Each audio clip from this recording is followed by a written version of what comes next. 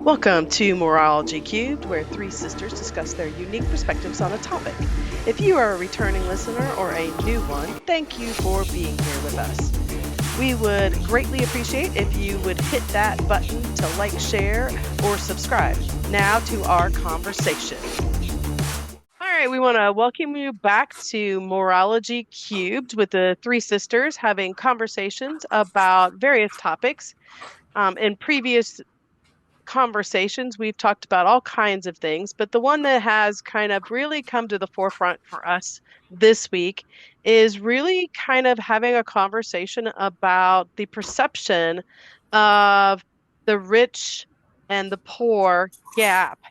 And is that really increasing? Is that really getting smaller? What goes into the data that's being put out there? What perceptions are a part of that? Um, do we really feel as if the trend has really widened that gap, or is this been a up and down pattern? And what goes into us having an understanding of those data pieces of money? Like how do we calculate that gap and what does that look like? So, and we really want to get into that concept of why do people view the economy as bad right now and the gap between the poor and the rich even larger than what it is. So those are kind of the topic pieces that we're wanting to do.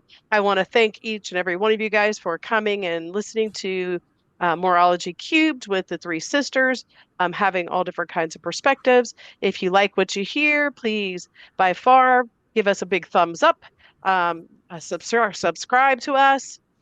Also, it would be great if you drop a line down below. What do you think? What's your perspective of, do you feel that the gap between the rich and the poor is actually getting larger, and why do you think that? So that's where we're going with our topic. Um, as we go through, I can say that in some of the research that I have done over the last probably 3 or 4 days, it seems to be a fairly hot topic. And a lot of different articles are out there talking about the inequality of the wealth, not only just in the United States, but in a lot of different countries, and that sort of thing. So, one of the things I think we need to kind of talk about before we get too far into this is this particular concept that Jennifer had brought up earlier about the Gini effect, what that is, what that means, and how countries and the world can use that data. So, Jennifer, you want to kind of explain the Gini coefficient and give us an idea about that, and then we could go from there. Certainly. So the Gini effect, well, it's actually the Gini coefficient. And so it's a mathematical like concept. And it basically goes like this. You have two ends, you have a 0 and a 1. Okay. And 0 is if everything is equally distributed across every single human being, including like babies, right? And children. If every single person had the exact same thing, that would be 0. And if only one person had everything and everybody else had nothing, that would be 1.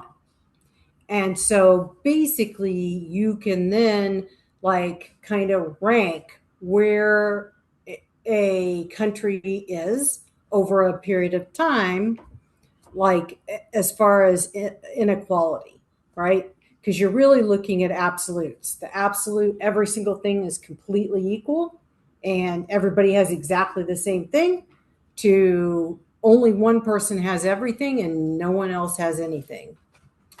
However, Stephanie, was you were saying that the one of the flaws of that system is that how you calculate it, like all things, right? It's left up to the individual country, and so that could certainly be skewing the concept of that like coefficient. And one of the things that was mentioned was the idea of when you look at different countries, you are also looking at the number of people in the population. So you have small countries versus very large countries population-wise. You have obviously countries that are third world countries who have very few resources, and what does that look like?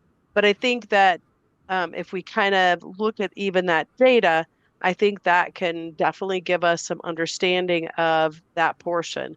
And so,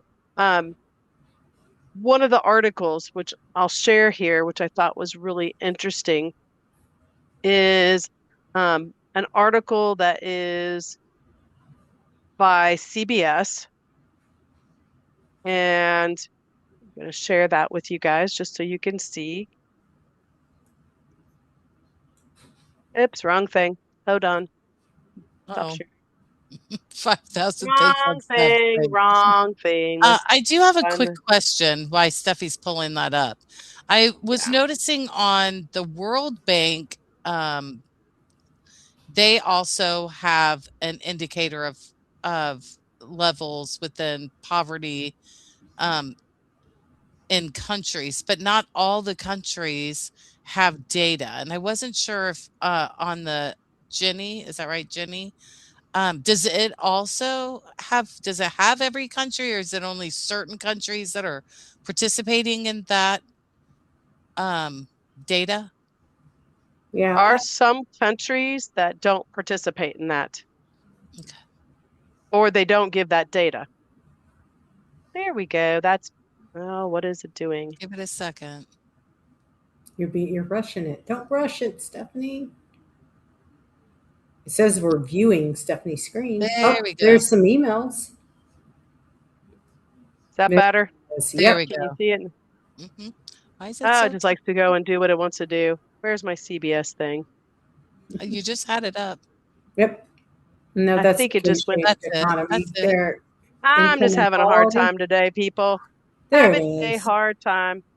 Oh, So, one of the things I know, because it went to this one instead of the other one, which is the inequality. Um, that's more the oh, economic. That's a new concept, the K-shaped economy. right, the K-shaped economy, and I think I just lost the other one while I was at it. You don't want to Ah, see too. darn. I know I had them all up and cute, and people, this is a Ready lot to harder than go. you think it is. Click, click, click, Um, back. Inequality, um, CBS.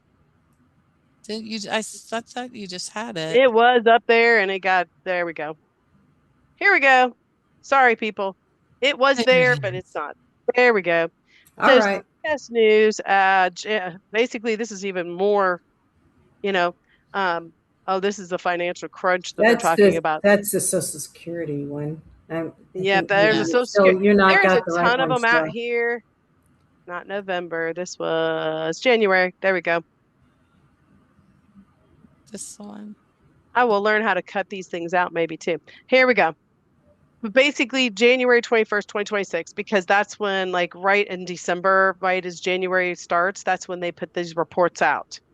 And so all the people can look at these reports. But basically, what they're looking at is the idea that um, the widening gap has significantly, like, widened even more so than anything that they've seen in 3 decades. And so, um, what was great about this article, and I will drop a line down below so you could see it. What it does is it's giving some data there, which I totally appreciate when you see the data. But basically, they are looking at several different pieces. And one of the things, at least with this particular item, is that it talks a lot about the idea that 1% of the households are own almost 32% of the US wealth. And that is according to 2025. And this is the highest, like, amount of that they have ever recorded since they've been keeping this. And they started keeping this in 1989. So they're talking about it. But when I started really reading this, one of the things I really wanted to know is, how did they define the wealth? What Mm-hmm. goes into that idea? And so most of us probably think with wealth, they're thinking money.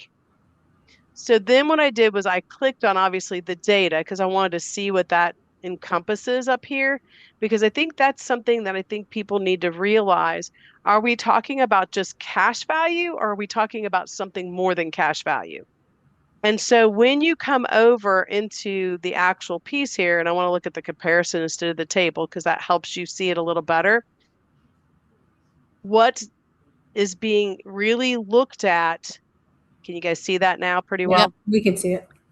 Um, is that they're looking at more than just cash values, more than just the wealth based on how much money do you have and how much income are you making in this particular item that they're using. Whereas the Gini coefficient is using some other different types of data. So, which I think both of them are kind of on the same realm of things. How the figures look may be looking a little differently. But what's interesting about this particular one is they are really looking at the idea of how much real estate do each group own? How much consumer durable goods are each group using? How much do they have in mutual funds and corporate equities, which would be like your stocks and things like that? How much do they have in the contributions of the pensions? Um, and then unincorporated businesses, what does that look like? And that sort of thing. So, and correct me if I'm wrong, Jennifer, unincorporated businesses would be LLCs, Yeah, I would Anything assume. that's not a corporation. So, like, Right. you might be a farm. It could be a partnership. It can be any of those things. So I want to make sure that we kind of understand what that is, because that could be one of those like, what is that? What does that mean? So if you look at the actual one that is here, what you're going to see is the first line that you come to is the top 1%. And you can notice that, look how many of the corporate shares and that sort of thing that, and even the unincorporated businesses that this particular group owns. So that is being calculated into how much is there. And then you go over and you look at, and what I found fascinating is the bottom 50%, look how much of real estate. And so one of the things that I really started thinking about is this idea of, okay, let's say you own a house, which obviously is part of your assets.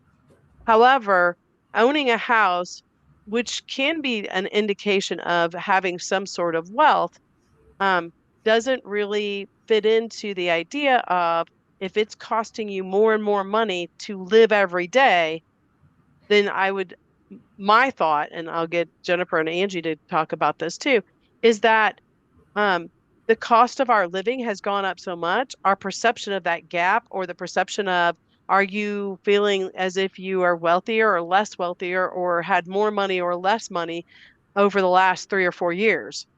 And I think that when you have these different um, assets like real estate, your house, that it's not like you're going to move out of your house and sell it in order to have cash.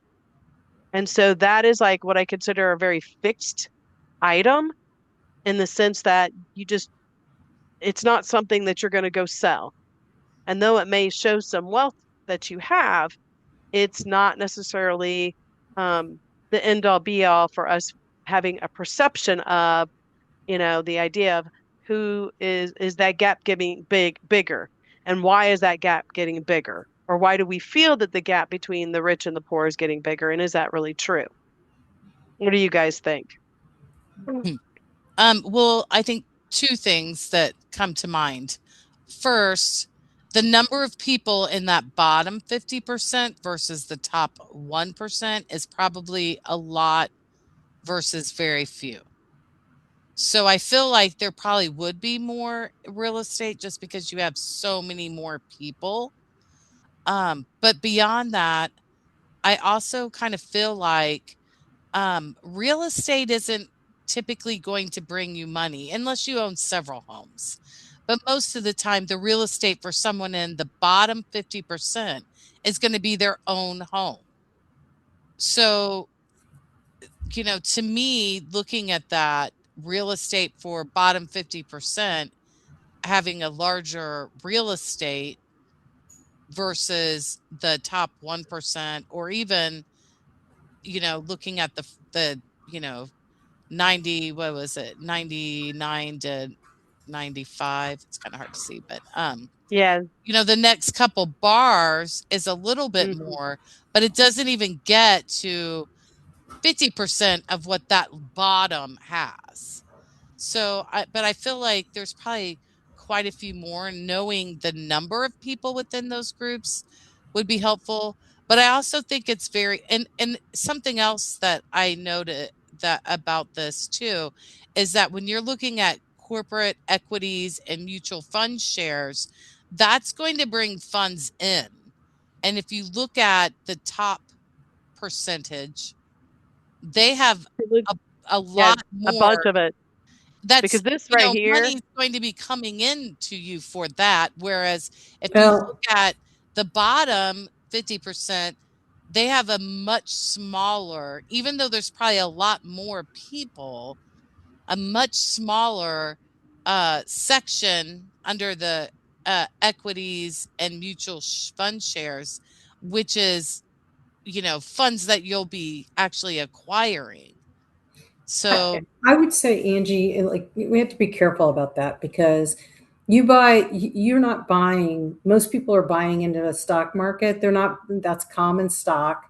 You're not going to usually get money directly from the company. What you're going to do is it's going to appreciate. And the hope is that it would appreciate, and the money that you make, that is where your value grows. It's the same thing with real estate, right? You buy a house, and you buy it like 15 years ago, and at the time it was worth $70,000, and today it's worth $140,000. It's appreciating, and that's related to inflation and some things like that. So, I mean, the question is the appreciation greater than your loss, like the value of your money that loses? The amount of value that your money is losing over a period of time due to inflation. but as a And shareholder, Jen, you can get yearly payouts. Now, only, it's your choice. only, no, no, only if you own, if only if you, not with common stock. They do not generally But pay this out. isn't saying that it's absolutely stock. Yeah, but it doesn't say that it's common, or I can't remember what the other is, private or whatever it is. But they're very different, like, concepts. So it kind of is lumping everything together. But mhm, again, you might get some money, but you're not getting, people aren't getting wealthy off of what they're getting from a company. What they're getting wealthy from is the value. So they buy it for less and they sell it for more, and that's where they're really making their money. Or they're borrowing against that. If Stephanie, you were talking about like the the like, this is like how, like, cash, right, versus yeah, assets, right? So if you think about it, like, your billionaires and things like that, yeah, they have a lot of cash, but truly their real value, their real, like, money that they have is coming from all of their assets and the ability to borrow money on the based on the assets that they have. Well, I'm just right. looking through the list, and the only thing that has assets is the last, which is other assets. Your real These estate are could all assets. possibly be considered an asset. All of these are These assets. are these are all assets. So basically, what they're basing this particular research on, okay, through the Federal Reserve, is the idea of how many assets do you own and what percentage own some of the higher assets. And so when you start to look at that and you look at who's owning what there's, what this particular one's trying to say is that basically that the top, I mean, almost basically the top 10%, okay? Because this third line right here is 90% to 99%. You get what I'm saying? So basically, this is like the top 10% over here. And if you look at the top 10% in the United States, what you're going to notice is that the corporate equities and the mutual fund shares, which is the basically has to do with the stock market, the majority of it's held by the top 10% of people. Right. And because it's held by the top 10% and that sort of thing, what you're seeing is this record high on the stock market, which means if you've bought stocks and mutual shares and all that kind of stuff over the past, just say 5 years, that particular amount that you bought those stocks for have like skyrocketed. You know, um, we are seeing record highs when it comes to the stock market. But at the same point, here's the other peep. If you look at like the actual unincorporated businesses, the majority of them are held by the top 10%. So even like these different unincorporated businesses, the top 10% are the ones that are holding it, you know? I So think it's, those would be money-making businesses probably of some sort. yeah, I think it's also interesting that consumer durable goods, and I'm assuming that's your like washers and dryers and things like that, because that's what I believe that's referring to.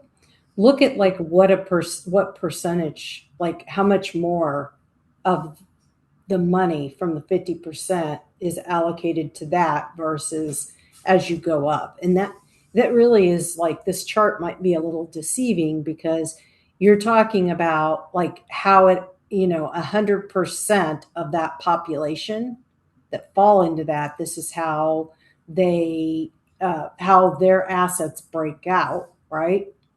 And so even though Angie, you were talking about like it's interesting to know like how many people you're talking about, right?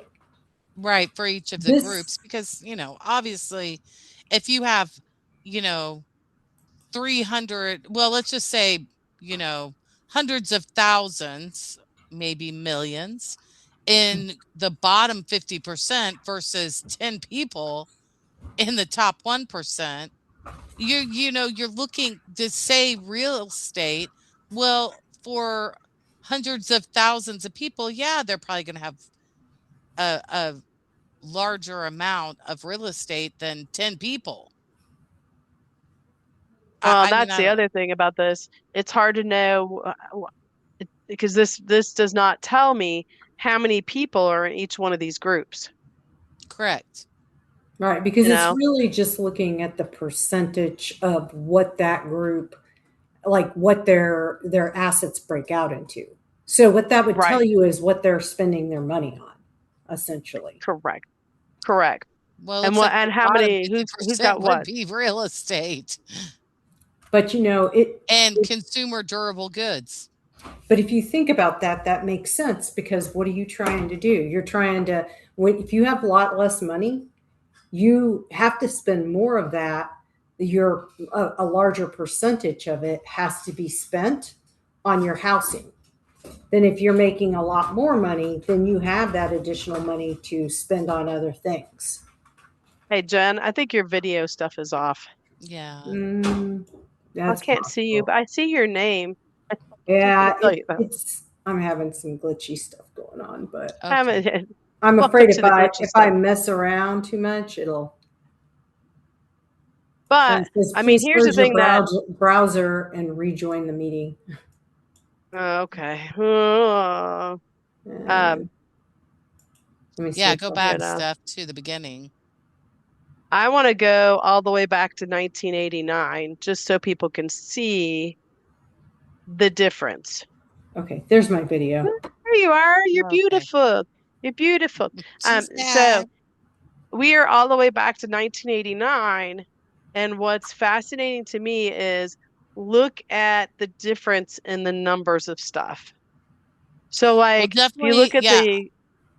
the equity, Unincorporated the businesses way more for the top. Right. yep, But I think that that's probably a shift in how people are doing things. Like, I think that could be a misnomer because, incorporating a business was a lot harder that in the 80s than it is today. Today it's pretty easy, and people incorporate for different reasons because there's tax incentives to do so. So, and liability and other things. So I actually am not surprised to see that, and I think that in unincorporated like businesses, I think that is just moved up into the corporate equities and mutual funds. Yeah. I think to me the amount of housing, the real estate, one of the things that I think um and it's something that we've talked about, and I know that this has been something that has been talked about, is affordable housing in the United States and how um, it's really difficult for younger people to actually be able to afford housing. And so I find this really fascinating because you look at what almost 49% of people in the bottom 50% in 1989 um, basically had real estate, That and then and yeah, I say it doesn't. I If think you it's go interesting forward, that other assets is so much larger for the top couple than what it is now. I'd say the bottom is approximately the same for other assets, but the others are uh, a bit more compared to yeah, we current. were makes talking you about wonder what. what is other assets, right? What Yeah, does I'm that like, include? is Oh, that I like could take your it off. yacht? Is that like cars and things? No, because Does I not think really tell me what other assets are in this particular area I at mean, but all. certain vehicles can be considered an asset because they're some specialty vehicle. they could be. I Right. mean, I'm trying to think what someone in the lowest, bottom, well, that's bottom 50%. The bottom 50%, what other assets outside of their home, a car, I don't what know. might be other asset? Maybe a boat if they buy a boat. Maybe Uh, gold, what do you think? Gold? It could be. I mean, I don't know. Gold could definitely be part of that. jewelry, Okay, so jewelry. from an accounting perspective, it's this line item captures resources that are not cash, not receivables, not inventory, not property, not a plant, not equipment, or standard intangibles. Does it give examples? Hmm, What are some examples of other assets? I would think like a boat or something. hmm. Yeah, I don't know if this is Horses, applicable. Yeah, it could be horses. That's another one. Yeah. What livestock. is I, maybe? I actually wondered if it was like far, like related to farms. That's kind of Mm. what I was thinking too, because I was like, okay, so what would be another asset? So just, something for us to kind of look at. But I just think it's interesting the difference because if you go from there, let's just do another one just so people can see. Let's just give me a year, you guys. What do you think? 2000? Mhm. Yeah, Yeah. let's go about And midway. here's something else. There's also a note on here that it can be deferred tax assets. Hmm. So Uh, like 401. 401. More like tax overpayments or carry forwards that reduce your income Mm. tax liability in the future, which is a lot Interesting. that you see that a lot in real estate, where they'll like take um, a huge hit like in 1 year, and they'll take that and parse it out over so many years, taking it like slowly, Yeah, let's look instead of at taking it 2008. all. You want 2008? Yeah, I mean, there was a big change. So, I mean, Let's look at go the to other assets there. It's even higher. 2010, 2012. Let's go there. Let's go to 2020 in that COVID.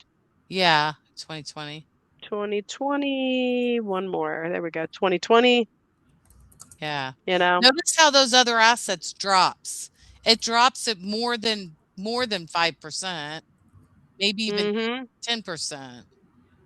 So I think it's like I said, I think it's interesting. I mean, What they obviously some of that stuff is kind of there for us to kind of look at. Not like I said, I will drop this in the description below so that if you want to go and look at that and really kind of get an idea.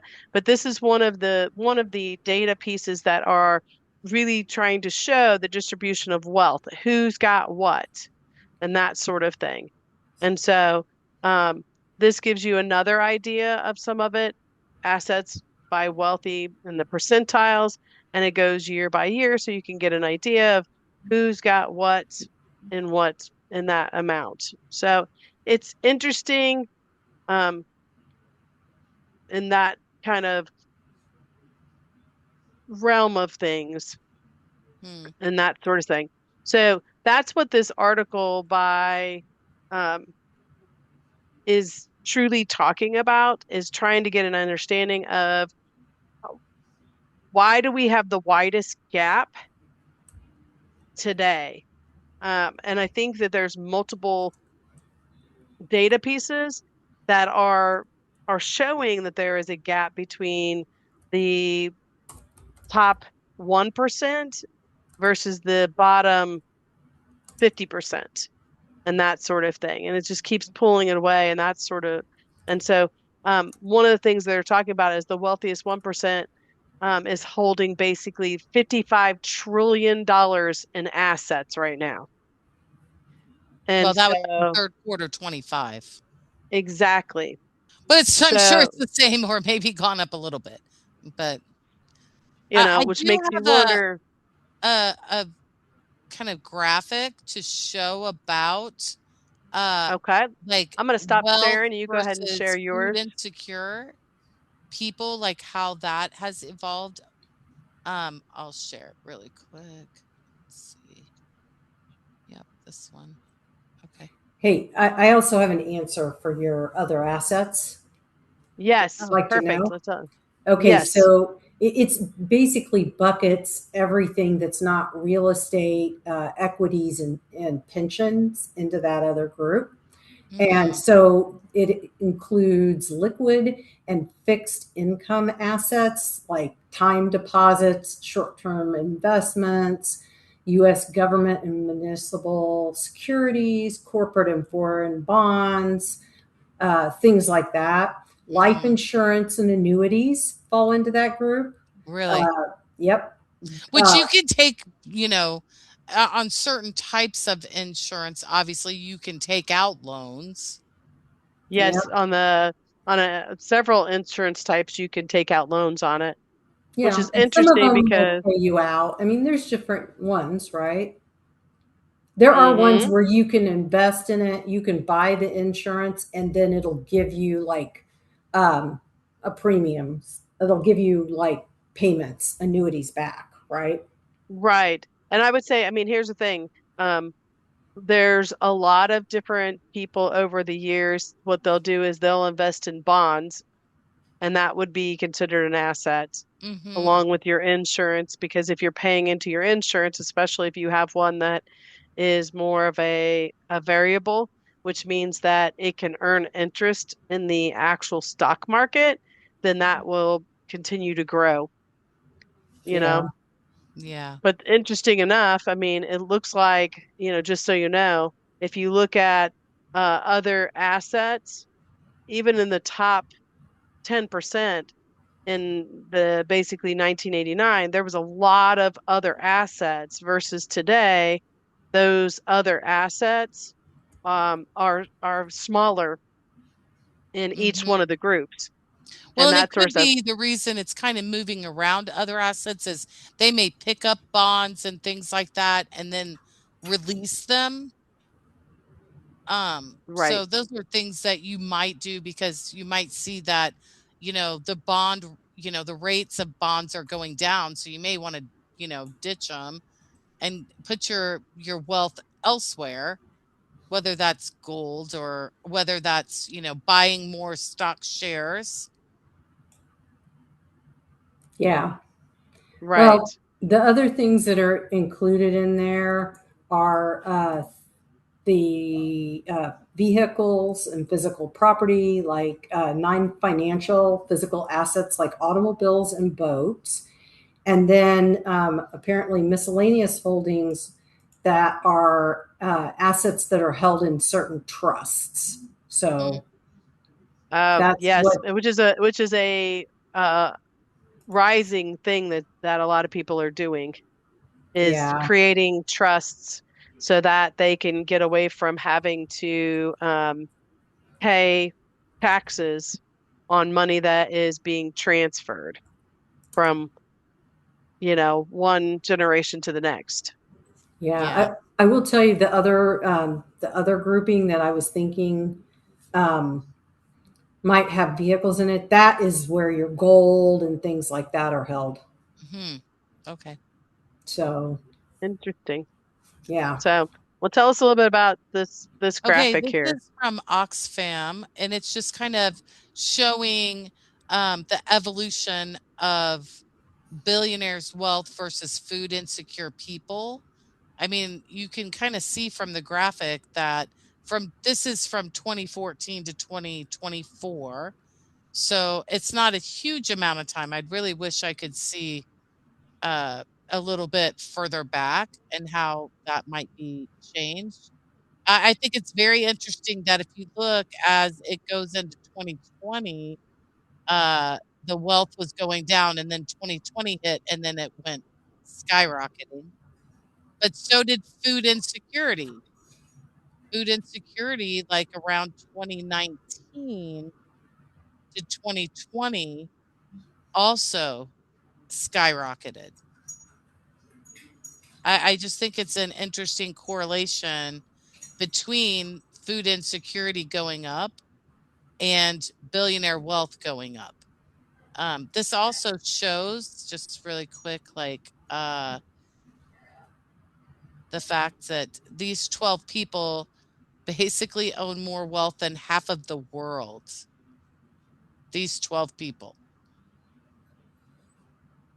Not many, Wow. but yeah, I just thought it was kind of interesting graphics to throw in so people can kind of see some of the information. But, I mean, that's interesting. Oh yeah, there's okay, never mind. Keep going. so there's some other things on this, just, the influence that they're having within our world. And I'm not, this isn't just to the US. This is more, sorry, I'm trying to get this to sit here. There we go. So you can actually see it. But basically, where are they spending their money? They're spending their money on political influence. They're spending their money to basically outsize wealth to shape government policies and institutions, basically to their benefit. So these are just a few statistics. $88 million spent on U.S. lobbying in 2024. And that probably has gone up the last couple years. These are basically lobbying by that's just 10 richest men in the world. Their companies, 88 And million. That's it. 88 million is what they put in. 10 people, 10, huh? Ooh. It's 10 not of the what they, richest men. again, I think we need to be careful about how we're speaking about that. It doesn't mean that they have $88 million worth of cash.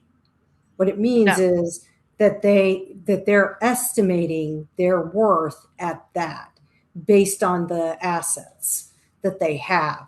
And No, cash this is says also that's an how much asset. they've actually spent on US lobbying. This in Right. 2024, they spent 88 million. More than likely on things like ads, Right, and but to more than fund likely, they didn't political. personally spend it. The companies that they own spent that. Owned, spent that money. Yeah, Right. I'm So just like, trying to say that the notion that these guys have this, like, you know, Elon Musk has $1 trillion in cash. That's not the case. I'm not saying he's not wealthy or anything else, but he has assets that value him Right. I at agree. that. But he can put money into PACs, which then give Hmm. funding to political figures for ads, travel, whatever else, um, to basically fund specific people that they want, that are going to basically in turn, assist them in making sure that they get the things that they want, less, oversight of their companies, you know, Hmm. But more, I mean, relaxed tax for themselves. yeah. These things that they could be, I'm not going to say absolutely all of them are those specific things, but different things. The other thing is, dang it, I hate when this happens. This one here I wanted to show too. So basically, kind of talking about, you know, like this movement, change in movement from like free press to consolidated information. So, I mean, thinking about how many of these very, very wealthy individuals are purchasing up so many different organizations that disseminate information, which means they're now, and we all know that media, there are gates within media where, most people are picking up information from very specific places. So you may have like something come through, AP, through the Associated Press, through CBS, NBC, these different major media companies, but they all get it from basically the same place, the stories they're running. So there can be gateways to not allow certain things to come through. But I think it's interesting that, 70%, the top 10 media and press companies with billionaire owners, 70%. That's like a high I number. wonder if that's changed though. I mean, Yeah, so if you again, think about like 20 years ago, right? You had local news that, you know, did newspapers and they had news programs and it employed a large percentage of people. mhm. So you got diverse attitudes and diverse views depending on what area you were in, right? Today, because of all the consolidation, you don't get that lower level of detail. And so you're right, it is owned primarily by a main like group, but I also might argue that news organizations have become less and less influential over the last like 20 years as well because there are less of them. Well, six And billionaires run 9 of the top 10 social media companies. So they're influencing those as well. well, I don't know. I might argue with you on that I because don't know. what does that really mean? I I would I mean, argue that they can put policies in that can uh, allow more freedom to discuss things or not mhm, allow things to be discussed. And this is something that, a lot of people have basically, fought various organizations, whether that's, you know, Facebook, YouTube that we're on now,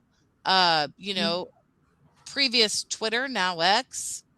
Many of these different organizations have adjusted their policies, their terms and conditions in order to curtail certain people. And they also have control over the algorithms of Who gets to be seen?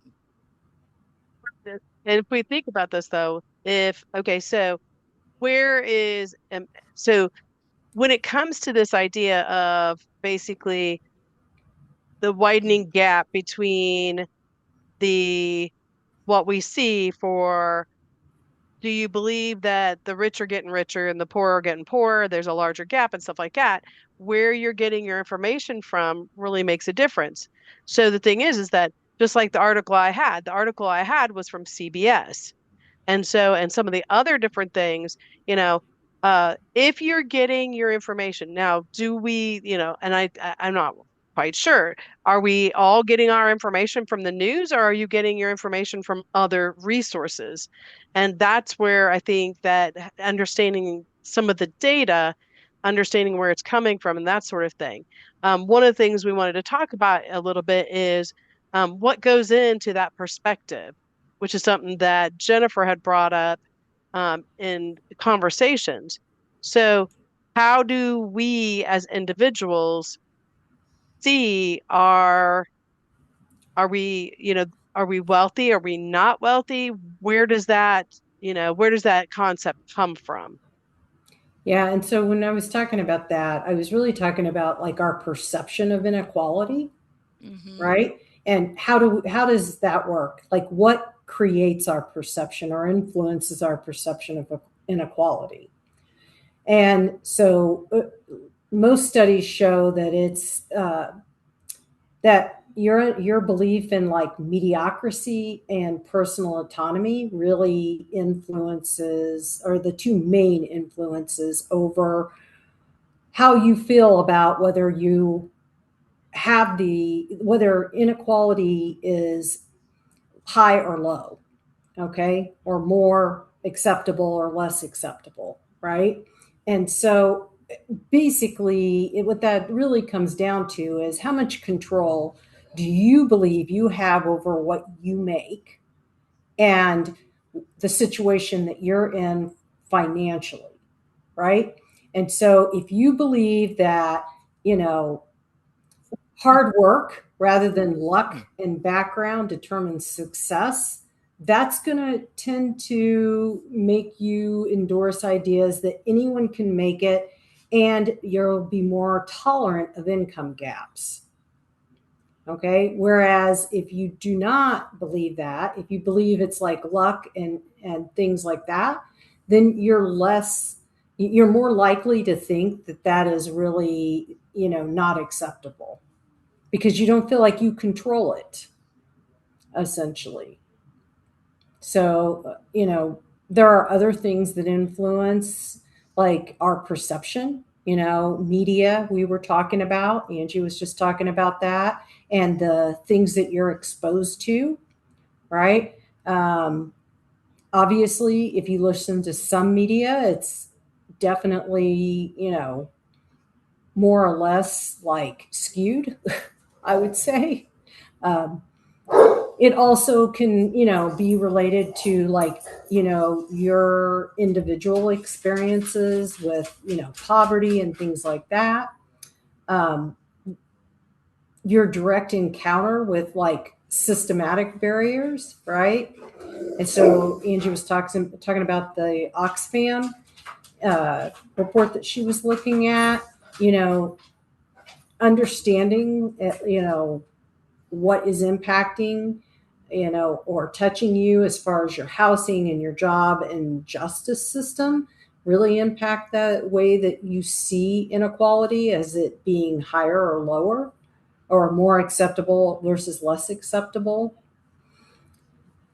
There's also like social comparisons, right? That can lead you to feel like you're falling behind, right? And I think that that's probably also tied into media to some I degree. definitely feel that social media, I did see an article and I didn't keep it, but I did see an article where they were talking about how people view depravity based on like social media use, because they're seeing, these glamorous or people doing all these various things on social media traveling, you have the like van life, or maybe, they're, traveling in and out of different countries and trying different foods or around your country.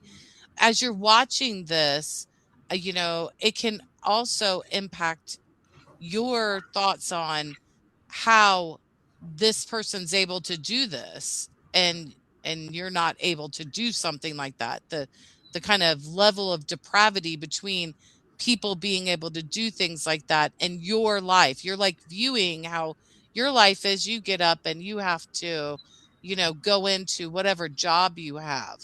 Whereas you're watching people that are going around and trying out all kinds of restaurants, or going around different places and, meeting people. I mean, I can think of a lot of YouTubers that I really like to watch, but and I don't do as much social media, but or it could be something like Facebook, where you're seeing all these people posting about their great vacation, or their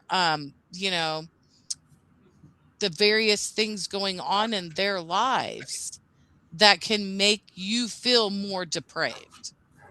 Well, and I'd So, say TV, like the programs that you watch, like if you're watching things on like streaming or you're watching things on TV, how many, I mean, think back in our own lives.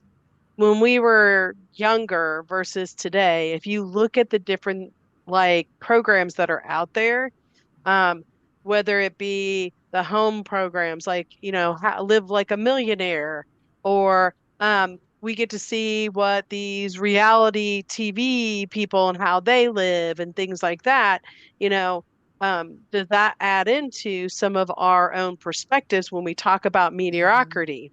Which is what Jennifer was talking about, and having the control of being able to afford all these things that you feel that other people can afford that you can't afford. And so you're feeling as if you have major inequality because you can't afford those things like all these other people are affording those. Well, and I Is think, adding part to it. like, if I look back to something a while back, MTV Cribs, where Yeah. all of these people, where you were going in and you see their room with all their trophies, and they got, an outrageous pool and 10 cars sitting out in front. And the thing is, more than likely, most of that stuff they don't really truly even own, right? I mean, it's either a rented place. It's not more than likely the home they actually truly own. But I mean, they were portraying, you know, uh, a world that they are somewhat living in, but they don't actually, because most people, this would have been mostly musicians. Most of those musicians are not really making that much money, especially in the beginning, because of the contracts they're under. Now, obviously, certain things have changed that in today's world, because there's a lot more people that are not going through these large, record companies. They may do it on their own, um, things like that, and have their own manager and own people that are booking where they're going and things like that. And they're not going under large labels the way they used to.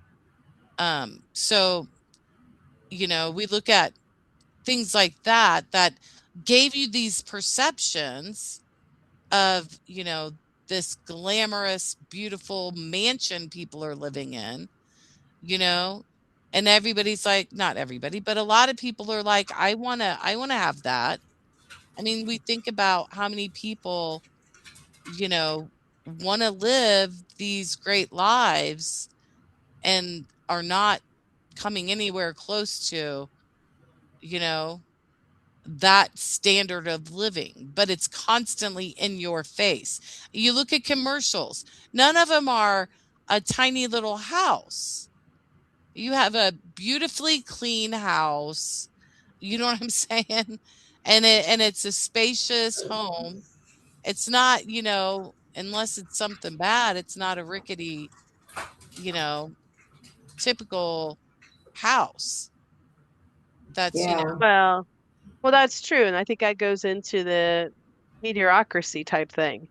So when you look at what you have in your life and you compare what you don't have in your life to other people, I think that is where our perception sees the rich getting richer and the poor getting poorer. Now, does data show that? Maybe. But I think also, I mean, go back in the 1980s when we watched shows ourselves, there was no internet, there was no cell phones, there was no cable. Well, cable came around around that time, yeah. sometime in the 80s.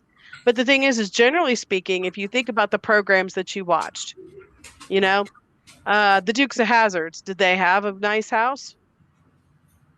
They lived in the No. shacks. What about, give me another show Roseanne that Barr.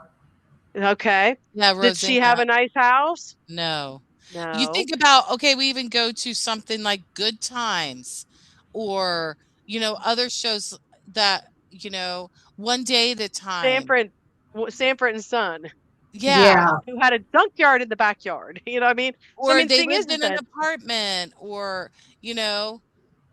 I think the most elaborate one that I can think of is like the show Dallas. Dallas. or I was I would thinking the think exact same thing. I Magnum mean, PI, that might be yeah, one. there was some Or programs that be like, oh, look, they do. I Miami mean, Vice, that kind of showed you some of that. But there was equality in shows of typical people living and people that were living a higher standard. There was, I think, a little more equality with that. Excuse but me. now I'm thinking that if you think about some of the shows now, or some of the reality shows, or some of the streaming that people do, or even the house hunter stuff, I don't know. The other day I was watching one that was about, something about like finding a beach house that's like cheap or something like that. And I mean, this person was spending like $1.5 million. I was like, that's not a cheap house on Like, the what is beach. cheap? I know I've What always felt what like what Right. does those that shows mean? are always interesting to me. I'm like, What well, and that comes down to that whole thing of, you know, if we're really thinking about having control of our own destiny or not having control of it, and thinking about what we have and what we don't have, um, is the gauge been pushed in a direction that makes us more aware of those who have a whole lot versus those who don't have a lot, or at least we don't think we have a lot. I Does think that make sense? access to education in terms of higher education, not, K to 12, but I think that also has changed a lot. So more people find it unaffordable to go to college. Um, they've changed, their rules on how they give funding and how you get your funding compared to when we went to school. Like days before school started, we would get a check. We would put that check in the bank and then we'd go get our school supplies and things like that. And I think in today, in the last probably, I would say 10 years, maybe a little longer, All right, Jen, they've your dog is pushed barking up a storm. yeah, I they've like know. pushed, you know, Sorry about the that. ability for students to go to school more on parents getting loans and things like that. Whereas there was no parent loans when we went to school. I mean, I'm just thinking about when my son was signing up to go to school. I mean, I was like, I'm not getting a loan for him. I don't know what are you talking about? He should get his own loans to go to school. But I Well, mean, there's just a shift in that, which I mean, I think that could be something, an indicator or something that people might start seeing shifts, or feeling that they're not able to do things that their parents may have been able to do, like go to school, and get an education. I mean, I think some of the rules around how they give funds today is very different than when we went to school. Like, Well, I think the amount of money, Angie, well, the amount definitely. of money to go to college, because I mean, I'm looking at educationdata.org, Mhm. okay? And basically, and I just asked, tell me like how much it costs to go to college, over the last 50 years, okay? If I go to, let's just take 1970, okay, which is right around the time that we were born. Um, In-state tuition was for well, I should say not in-state tuition, but a semester, because let me make sure. Mhm. Um, I take that back. It's annual cost, which is tuition and fees. Okay. Okay. So in the 1970, it was $394. Holy crap. What about when we went to school? What was it in the, let's say, late 80s, early 90s? All right, so let's take 1990. Okay. Just okay. 1990 in-state annual tuition was $1,888 on average. And what is it? And that's for what? Like a regular full-time 15 That's for hours? a public that yes, for regular, yes, um 15 credit hours and going to school. Yes. Okay. So now, and here's the thing, in 1990, because they do differentiate between in-state versus out-of-state. Mhm. But we'll In keep it to 19, in-state. okay, so if you fast forward, let's just take 2000, okay? In 2000, the cost was $3,501 for annual So it's more than tuition and doubled, fees. And if we just fast forward to 2025 to 2026, it's $10,340 for public education for an annual cost of tuition and fees. Now that has nothing, like there's no money in there for like board, like where you're gonna live, okay? right? Or food, Right. but that's the tuition. So tuition has basically, if you think about this, uh, it's about around $400 in 1970, and in 1982 it's $1,000. And so if you take from 1982 to today, let's just do that one because that makes it easier. It's 1,000% more now. Which is just so much. Well, and I think they've also changed the way that you can get funding. Like in terms of, there's only so much grant money that can go around. Now you can go and try and get scholarships, but if you don't have some kind of specialty thing, you're likely not going to, you can apply for a couple scholarships, but you're not going to have a lot of scholarships. And there's going to be a lot of people trying to get them. So then you're to paying out of pocket, and they want parents to get a loan for you. Like, Yep, like I was just like shocked when they were like, you need to get a parent plus loan. I'm like, no, this parent is not. I'm still paying on my own loans. I'm not taking a loan right. for my kid. Well, and that's the idea that, and I think this is that continuation of, the perspective. So obviously, the perspective at this point right now is that most, like going to college is not necessarily an attainable idea for a lot of people who come from the bottom 50%, unless you're going to put yourself in debt as a parent or Well, and as an they put individual that's going. stipulations. They only allow you to have so much too. I know. So I mean, that's the thing. I Which, mean, again, you got to it's the figure out how perspective. to come up with the rest of the money So and up that's front.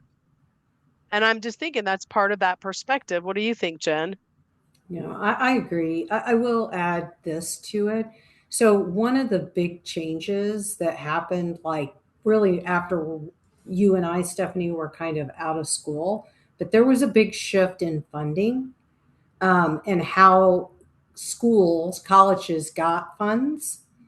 It used to be that the state contributed a lot more And then with the whole idea of not taxing and the financial issues that they were having in the like 20s, in the 2000s, um, and the shift, like I said, to like, let's not tax anybody for anything.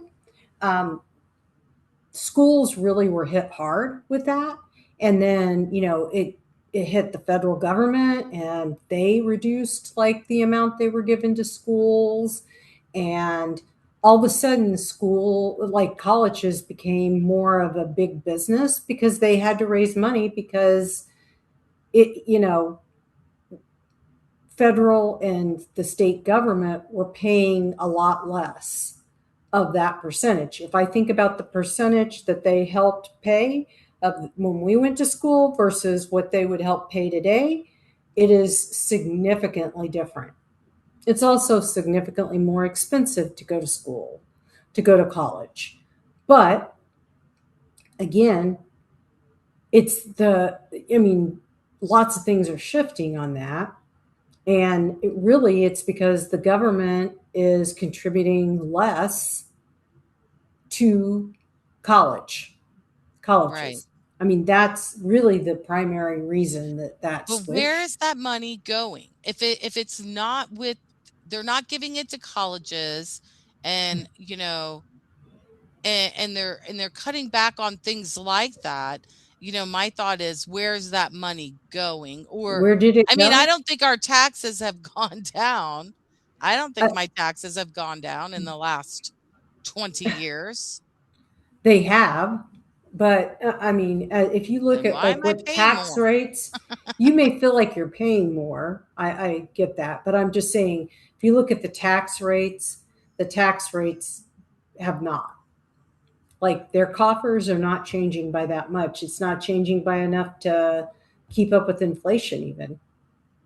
But Well, then and if where's you the bring money that up, going? Jennifer, that here's the thing though, Angie, if you think about this, okay, so everything, and we know this to be, you know, fairly true. Everything that we have, that we're buying today has increased significantly. So you go to the grocery store, the goods we're getting from the grocery store are more money. Yeah, I You got go to the 99 of gas station, you're $450 today. well, that's the thing. And you go Ni- to the gas station and you're paying a ton of money in order to get your gas and your so if you take all that into account, the cost of what it's costing us, but then you turn around and you look at the amount of money people are making income wise, the income for people, um, from what we've read, has not for let's say for the amount that we were talking about, that less than 50, like that low 50%, how much has their income actually changed over the past 20 years, let's say? I don't And think if it's it hasn't increased changed that much. Not much, very little. then you're talking about, taking out taxes. So you're getting basically the same amount of taxes, but everything's costing way more to do in all these different places, so that becomes a real strain on the system also. So obviously, income of what people are making is not keeping up with everything else that's there. Well, and that's So going to impact their perception too. When I absolutely. now can't go on vacation because I want to make sure I can afford things like my kid be on a sports team, because there's costs and fees, and for them to do things like that. Um, when people start having to not do certain things because there's not that equality between what they're paying out and what they're receiving in. I think Correct. that it starts changing people's perception beyond. I mean, I don't think most people are looking up you know the wealth difference. I mean, I think it's more prevalent just recently, but I think that's because there's been so much on, media wise about it.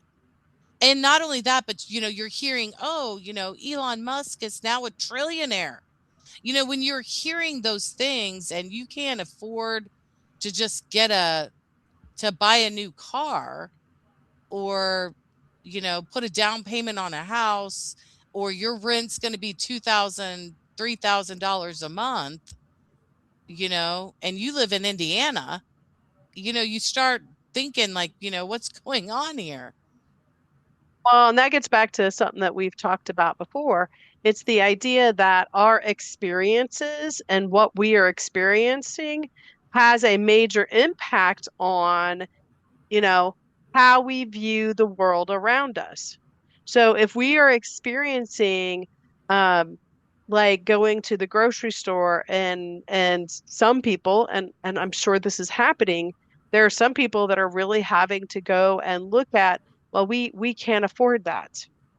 We can't afford, we're barely affording the place that we're living in. Or if you're not, I mean, here's another experience. And, I really, I feel for people like this. They are feeling the crunch of things and they don't even have a place to live. So your experiences are going to definitely impact how you view that gap. And though the gap probably is bigger, it seems even larger and even more so because of the experiences that you're having. And so, and then on top of that, you add in that whole thing of the autonomy where you feel as if you have no control, because how are you going to make more money in order to afford all these extra things? And I say extra things, they're not really extra things.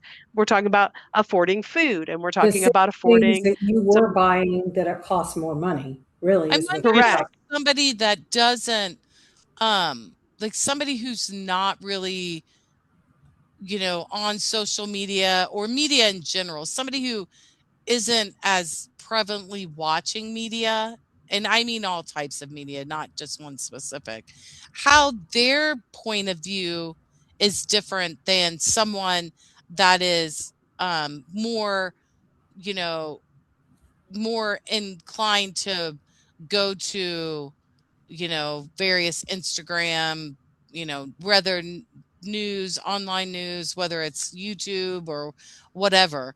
I wonder how their perception it would be. And I haven't seen anything specific about that, but just, Well, how their perception may be alike or different, you here's know. a couple pieces of information. Okay. Okay. Research from the Harvard Business School shows that Americans generally underestimate the gap in the wealth between a CEO and a worker's salary. However, when provided with transparent information about the real economic differences, right? People will immediately adjust their perception of that based on their political affiliation and their, the media outlets and all those different things that go along with that. Mm. So It's I interesting. wonder if they justify it more on one side and the other it side. definitely does, because here it's talking about data from a Pew Research indicates that the majority of Americans acknowledge that the economic system is unfairly favors powerful, but opinions divide by party lines after that. Democrats and low income individuals are much more likely to point out that there's too much economic inequality compared to Republicans and upper income earners. Mm. So, but So it makes yeah, you, I mean, obviously there's some differences in the viewing of how you view things when it comes to not only uh looking at the differences between um salary or how much money people are making, but also with the party lines of Democrats versus Republicans and that yeah, sort of thing. definitely. You know, Well, on one end, you have, the concept of trickle down economics with like, with one If the side, rich get richer, the poor will get richer too. but That's we trickle didn't down. see that in the thing I showed you. The I people know. are getting richer, but with that going up, so is the, you know, the inequality between them. So here's another interesting thing. We talked about like mediocrity, right? And like Mhm. that whole concept. There's articles here that link the American dream to that concept, right? The idea that anybody can rise from poverty and become wealthy through hard work. I mean, that concept is deeply ingrained, I think, in your concept of like mediocrity, that. Well, it goes And back to so, that idea, Jen, that you were talking about earlier about, that concept of if you work harder, you will, you'll be able to like make it down the road if you just put in the effort. yeah, exactly. And Well, it leans towards, that life is fair, which I find amusing. Like the Yeah, system life is not fair. fair and life is fair. And the reality is life is definitely not fair. And more than just your hard work dictates your outcome. I but definitely I think agree. but I think, the interesting part of that is if you think about even um, the past generations.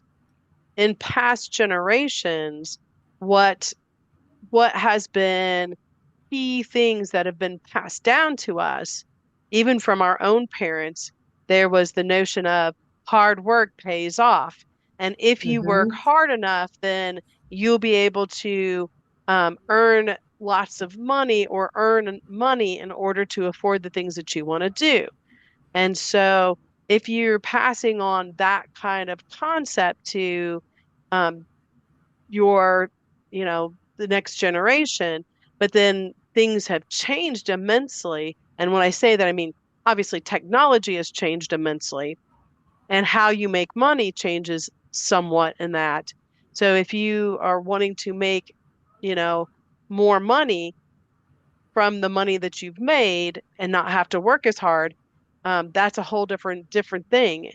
And people, obviously, that American dream we feel is has been attached to that concept of working hard.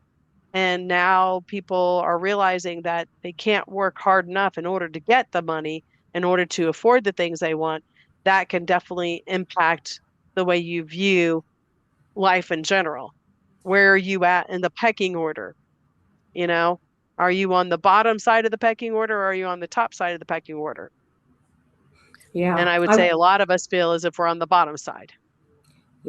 I definitely think that's probably true. I will. You had talked about income growth, right? Yes. Real income growth. So from the 1990s to 25, I think it is. The bottom 50% have seen a 27.3% growth in real income, and that's adjusted for inflation. Okay. Okay. Okay. 40, the middle 40% have seen a 67% increase. The Okay. top 10% have seen 187.4%. Which makes you wonder, I mean, what is it that the top 10% is doing that has resulted in 183% growth in their income? Well, let me just give you the last one, the top Okay. 1%, Stephanie. Top 1%. Ugh. I don't want to know. 317.3% in growth in real income. Wow. Again, my question is, you know, what, well, I guess that would be like CEOs or that would be like, No, Jeff Bezos No, it's no. going to and all be those. it's going to be owners like, yes, it's going to be Bezos, it's going to be It's going to Musk. be the Elon Musk, people that were on that picture I just showed you, remember? the Yes, 10 people Tim that's that you showed them. Cook us. It's going to guys be those and maybe a people. few others. Yes. It's going I to be mean, those we're talking people. about the ones that are really, we're talking about more of the United States ones, but there's also Right. people in India and China. That's And what I That was are okay, looking just as at your and wealthy. picture. in some of the Arab communities as Arab, well yeah, that are, high up incredibly Highly. there. wealthy. So the Like thing so is, I wealthy, mean, they'll never have to think about a thing for the rest of their No, lives. well, you know, they're so running the country and We look at a few of Right, them, exactly. you So know. I think we're going to need to wrap this up because we are I getting at know. that time, ladies. That it's Yes, I always an agree. interesting conversation, and there's always tons to talk about, and obviously not as much time to do so, but we feel like, when we start to get to that hour time, it's, time to wrap it up Zip it and up. that sort of thing. Um, I, I'll give you just a couple more stats just because I'm just like, this is We're just crazy. got it because it's can't believe it. I just can't. Okay. The bottom 50% spends almost all of their income on immediate cost of living necessities. So if it increases, you have no money left. Which is where we are right now. Yeah, yes. Which exactly. is why people are feeling it real hard right now. And the wages have been stagnant for the 50% that are below, relatively stagnant. Hmm. So the majority of that growth came from things like Medicaid and expansion of healthcare subsidies is where the majority of additional money or increase in income have come from. They did Which not is come getting from cut. necessarily Let's see, which is wage. being cut. Cut, cut, Yes. cut, cut, cut. Yeah. So it's basically lowering their expenses. The 50% Mm-hmm. group is lowering their expenses, which is giving them more income. Yeah. It's Mm, crazy. it I would But is. love to see the stats. Sorry to make this go because I can't help myself. But I would love to see the stats in the next, uh, let's say 3 years even. Just to see the yeah. stats of the impacts of what's going to be coming with all of these cuts and and the increase in whether there's more robberies. Well, Because I you have know a what's feeling interesting? when the shit hits the fan, guess what happens? People start going and taking what they need, sometimes more than what they need. Yeah. Yeah. It'd be I think that would be an interesting whether there's a correlation between when there's more difficulties, if there's an increase in crime. And I'm not Mhm. talking just like robbery in terms of going in to a thing, but scamming, things like that as well. Yeah. That's an Wondering if that's interesting going to concept. increase and that sort of stuff. All Yeah, so right, so people we can can wrap up. Sorry, I know. I all right. digress because I'm just like looking at these stats, being like, Digressing. Stop that I need to digression. Turn it challenge off, Jen. my idea of inequality. That's what I came up with. I need to really think about inequality and maybe not defend it quite as much as I feel like I need to. Well, and I think that's part of kind of wrapping this up. I mean, I think that, has there been a bigger gap between the top and the bottom? And I would say yes, that's probably true. you know, from the data that we can see on multiple places, that's true. But I think when it comes to the perception of our own lives, I think that when we're talking about the mediocrity and the autonomy piece, I think that where we decide to put our expectations of the way it should be is the part that is a lot harder for us to kind of put our finger on. What Mhm. does that look like? What should your life look like? Um, how much control do you have of that piece? And that becomes a lot harder. And I think because we're dealing with our own perspective of our experiences with wealth or not wealthy, that plays a big part in everybody's way of seeing things. But I would say that if you're talking about the Gini coefficient worldwide, a lot of countries are seeing some of the same trends that the United States is seeing, in the sense that if you look at just the data piece, some of the wealthiest are getting wealthier, and some of the people that are the poorest of the poorest are definitely not able to get some of the necessities they need. And so, does that help us? Does that not help us? I don't know, but I will say that it definitely challenges me to think about how I'm viewing the data, and what goes into that data. So, any other final words, ladies? No. More to So, learn. There's Yes, always so much subscribe more to and learn. like our thing. Yeah. Yeah. Don't forget that. yep. So please drop a line. Let us know what you're thinking. What is your perspective on it? Do you feel like mediocrity and autonomy plays a big part in how you see things? Sarah, if there's any other topics you'd like for us to actually look at, we would be more than willing to kind of look at other topics you'd like us to talk about and try to do some research. Subscribe, put a thumbs up, share us, please, with other people. We appreciate everything that you do, and we do appreciate each and every one of you guys being with us as the three sisters from Mooreology³ get together and have an interesting conversation that sometimes digresses all over the place with a couple dog barks and craziness. Absolutely. So, so thanks, and we're gonna sign off and say, see you later. Look, Bye. she's doing the pageant way. Do it Bye. correctly. Sorry. Thank you so much. Cut.